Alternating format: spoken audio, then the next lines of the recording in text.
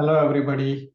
Welcome to my YouTube channel. So today I present a very important high yield topic to you. So let's get started. A 66-year-old male presented with a gross hematuria. On further workup, he was found to have a bladder mass, and patient also had a history of non-small cell lung cancer. Patient underwent TURBT or transurethral resection of bladder tumor. So you can see that at low power magnification, the mucosa appears considerably congested and hyperemic. There is no papillary architecture that we can appreciate. The overall mucosa is flat, but there is some degree of mild cytological atypia, which appears more reactive in nature. So rather indistinct looking pathology, but at careful examination, then you start noticing that there are some eosinophilic deposits within the lamina propria, which doesn't appear to be normal in nature.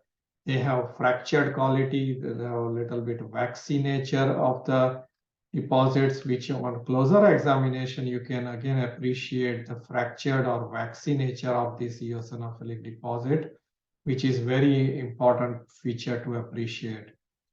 And our closer examination, numerous blood vessels also appear to be involved by this type of eosinophilic deposits. Again, note this fractured quality, waxy quality.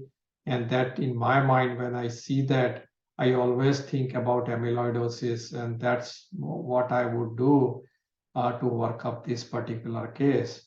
So I first stop was, of course, Congo red stain, which showed orangiophilic nature of this deposit, and under polarized light, this was shown as a apple green birefringence, confirming the nature of the deposits, which is amyloidosis. So I will talk about some of the general aspect of amyloidosis, but my focus will be on the amyloidosis of the urinary tract and male genital system. Particularly, we will discuss which amyloidosis can be clinically insignificant, while which amyloidosis would be very important to work up further. So amyloidosis is a heterogeneous group of disorders associated in common with extracellular deposition of insoluble protein in a beta platelet sheet configuration. Importantly, it can be primary, secondary, or hereditary in nature. 1/3 of amyloid disease are believed to be hereditary type with an early age onset, and these deposits can be systemic or localized. There are about 36 different types of amyloidosis, each due to a specific protein misfolding. 19 are grouped into localized and 14 are systemic forms, and 3 can be either localized or systemic type. So the 4 most common types of systemic amyloidosis are light chain, AL, inflammation, also known as AA, dialysis related, also known as beta-2 microglobulin type, and hereditary and old age related. The hereditary has a has a mutant type of ATTR, while old age typically has a wild type transthyretin or wild type of ATTR deposition. And if clinical presentation will ultimately depend on the type of organ involvement, and depending on the type of amyloidosis that eventually are analyzed, the medications, chemotherapy, or a stem cell transplant could be potential treatment options for the patient. So here is a closer look of amyloid protein. It is, as I said, a misfolding disease, and this for amyloid forming proteins aggregate into distinctive fibrillary forms with a beta sheet structure. The beta sheet form of the amyloid is proteolysis resistance, which cannot be degraded. So they abnormally accumulate in the tissues. And these proteins also have a Congo red molecules, which typically gives the orangiophilic staining under the Congo red staining. So here is the 3 basic tools that pathologists have for making diagnosis. When you see waxy or fractured quality to amorphous deposits, think about amyloidosis. You can see the Congo red stain typically will show you orangeophilic or brick red staining, which is clearly indicative of amyloidosis, and they should be apple green birefringent under the polarized light. So when you have made the diagnosis, the ultimate outcome of the patient depends on these two important questions. Is this amyloidosis seen is localized or systemic type, or whether it is primary, secondary, and hereditary type? So these two questions really depend on the further workup, as well as sometimes sequencing, as well as mass spectrometric analysis, and we will talk about that. So here are the four common systemic amyloidosis forms: AL or amyloid light chain type, which is the most common. Typically, it is light chain produced by plasma cells. So source is bone marrow, kidneys, heart, liver, GI system, nervous system are typically affected. Then the second one is amyloid inflammatory type, which is typically a secondary amyloidosis, and in which circulatory inflammatory protein deposits in kidneys, liver, and other organs. Then you have transthyretin or TTR amyloidosis. The mutant form is typically hereditary in nature, and in which unstable mutant transthyretin produced in the liver deposited in the nervous system and heart. The wild type ATTR is also known as senile systemic and senile cardiac type of amyloidosis, in which wild type transthyretin deposits in heart and also often produces carpal tunnel syndrome. And wild type ATTR can also be seen in as typically certain forms of other senile systemic amyloidosis, which we will talk a little bit later as well. Other rare forms are ALAC2, A-beta 2 microglobulin, and cerebral amyloid angiopathy, where again kidneys are commonly involved, but you can have other multiple organ involvement. Localized amyloidosis is typically divided into two groups: immunoglobulin light chain type or AL type, which most commonly is a systemic in nature but rarely can be localized type. And then you have senile localized amyloidosis, which is typically age-related process, often clinically insignificant form of amyloidosis. Localized amyloidosis is rare but can be seen in many sites, including the lung, trachea, larynx, tongue, skin, nervous system, gastrointestinal system, and urinary tract. So now let's talk about the amyloidosis that commonly involves the male genital and urinary tract. So in this particular system, the prostate and seminal vesicle are frequently involved by localized amyloidosis. Localized amyloidosis other than prostate and seminal vesicles are rare. Bladder involvement often presents with urothelial cell carcinoma type of presentation clinically, cystoscopically, and radiologically. So again, here is the facts about localized amyloidosis of male genital and urinary tract.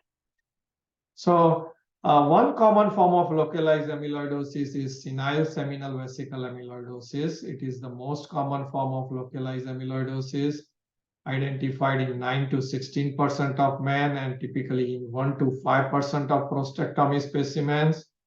It is an incidental finding, benign in nature, and it's associated with aging. So you really don't have to report when you see this type of eosinophilic deposits that you see involving seminal vesicle.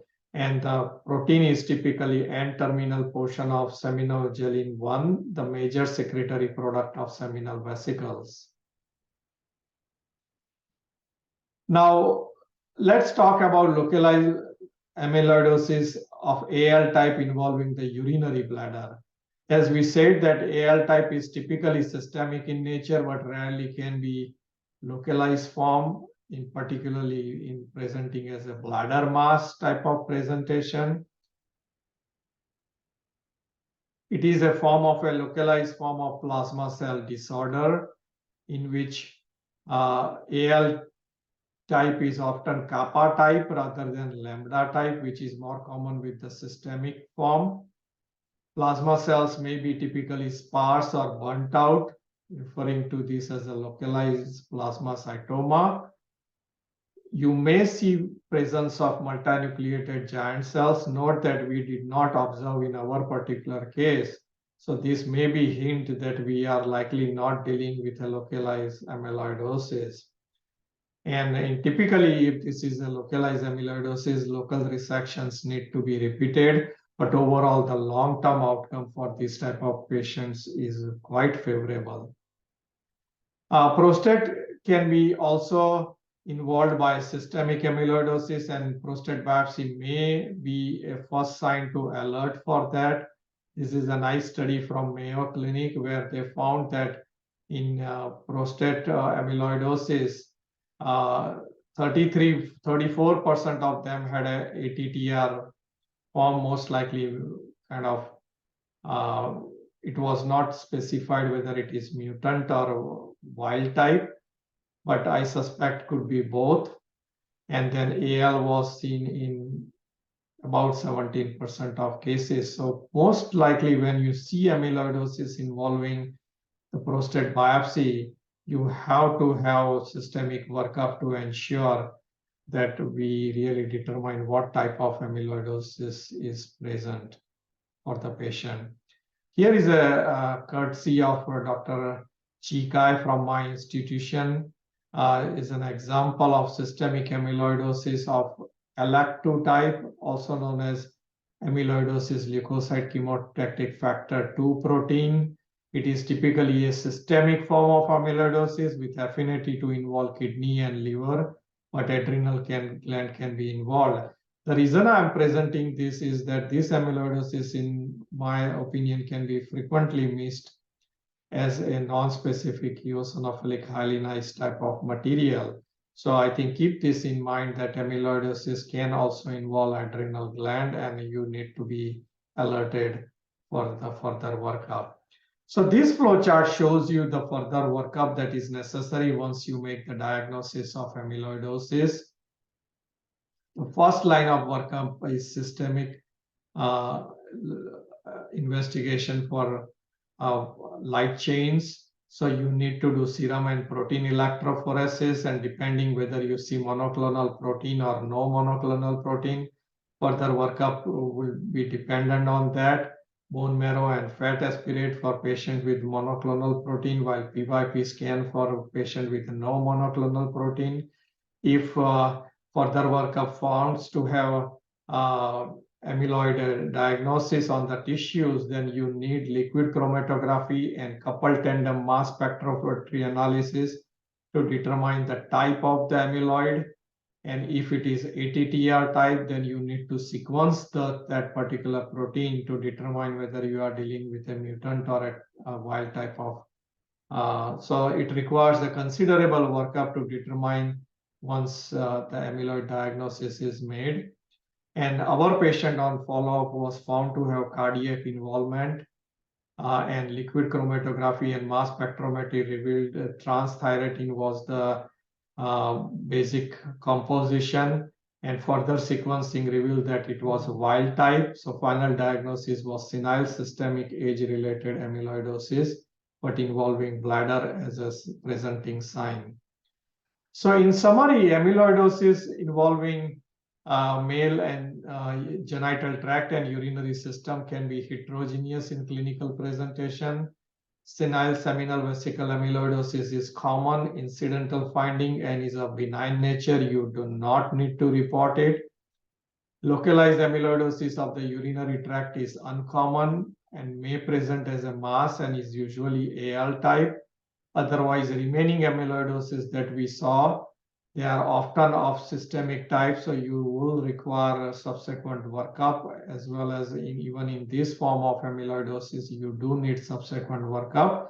And to identify what type of amyloid deposits you are dealing with, and whether it is hereditary, whether it is primary or secondary, all will depend on that subsequent workup that I shared with you. So I hope you enjoyed this presentation. Please press that like button. Give me comments regarding the content, what you would like to hear more about from this channel. And please share this content as well with your colleagues at work. And I hope to see you again for the next video. Thank you very much.